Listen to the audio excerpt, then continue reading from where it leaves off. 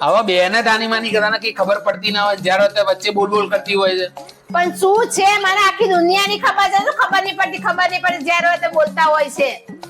આખી દુનિયાની તને ખબર પડે છે? હાસ તો આપણી દુનિયાની અંદર કેટલા ખંડ છે બોલો? છે છે લોખંડ, પાખંડ અને શિખંડ. કે ખબર નહીં પડતી. અલ્યા યાર એ ખંડ ના કહેવાય. તો હું કહેવાય? આને સમજાવો. આવા નવા ભટકાયા છે મને. તમને ભટકાયા છે કે નહીં? કરજો કોમેન્ટ. હે ઓય હા માર ભાઈ છોકરા હારા ટકા આયા. એમ? હા આમાં લખો ને કંજ્યુલેશન. કંજર્યુલેશન? એ શું કંજર્યુલેશન એટલે? એટલે બધા ને એમ સારા ટકા આવે તો અભિનંદન ને એવું એમ કહે છે.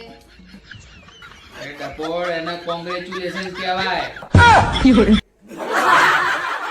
પણ હેડે આવે છે આવા નવા સવાલ કરે. હે ઓય હા તમને એક વાત કહું. બોલો. તમે મને સોનાનો સેટ બનાવી આલો ને તો હું તમારી જોડે 7 જન્મ રહીશ ને તમે જેમ કહેશો ને એમ 7 જન્મ હું માનીશ. બધુંય તમારું કીધું. 8 જન્મની વાત કરે છે? ઓનાના સેટની વાત કરે? ઓનાના સેટ સાથે 2 પકડી તને હું બીજી બનાવડાઈ આપું. પણ એ બધી વાત રહી ને આ જન્મમાં જ પતાવી દઉં.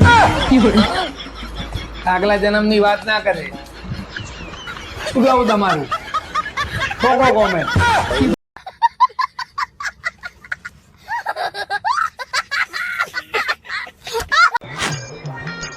હે ઓય હા આજ તો હું દુકાને મગ લેવા ગઈ હતી હા તો દુકાનવાળાને છેતરી નાખ્યા મેં. એ કઈ રીતે? મેં દુકાનવાળાને કીધું મને 500 મગ આલ. બરાબર દુકાનવાળા જોખીને આલતો હતો તો મેં કીધું મને જોખીને નહીં જોતા, તું 500 મને ગણીને આલ કે.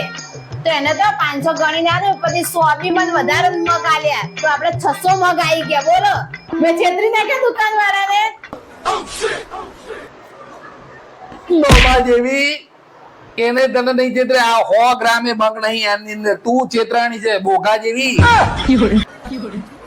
ક્યાંથી જાડી બુદ્ધિનું ભટકાણું? જા જોકીન 500 મગ લઈને આય જા. કાંઈ સમજણ પડે છે કે નહીં પડતી? આવા ને આવા ભટકાઈ ગયા છે. ક્યાંથી શીખવો જાડી બુદ્ધિના ભટકાણા છે? હે હું કેવું તમારું? શું જોવો છો? અરે બાજુવાળા ભાભી નાતા નહીં લાગતા યાર. તો તમને કેવી રીતે ખબર? અરે 5 દિવસથી વાર ચૂકવવા જ નહીં આયા. આખા ગામની પંચાયત કરો છો. હેલો દોસ્તો, ઘણા બધા ટેક્સ્ટ મેસેજ આવ્યા અને બધા દોસ્તો એવું કહેતા હતા કે તમે તો યાર જોરુના ગુલામ બની ગયા યાર. ઘડીક કચરો વાળતા, ઘડીક પોતું, ક્યારેક સમજો વાસણ ઉટકતા, ક્યારેક સાફ સફાઈ કરતા. દોસ્તો એવું કશું નથી, આ બધું એક્ટ માટે હોય. તમારે વાસણ પતી ગયું હોય તો વાસણ પડ્યા છે ઘસી નાખો. એવું કશું નથી. તમે સમજી ગયા હવે.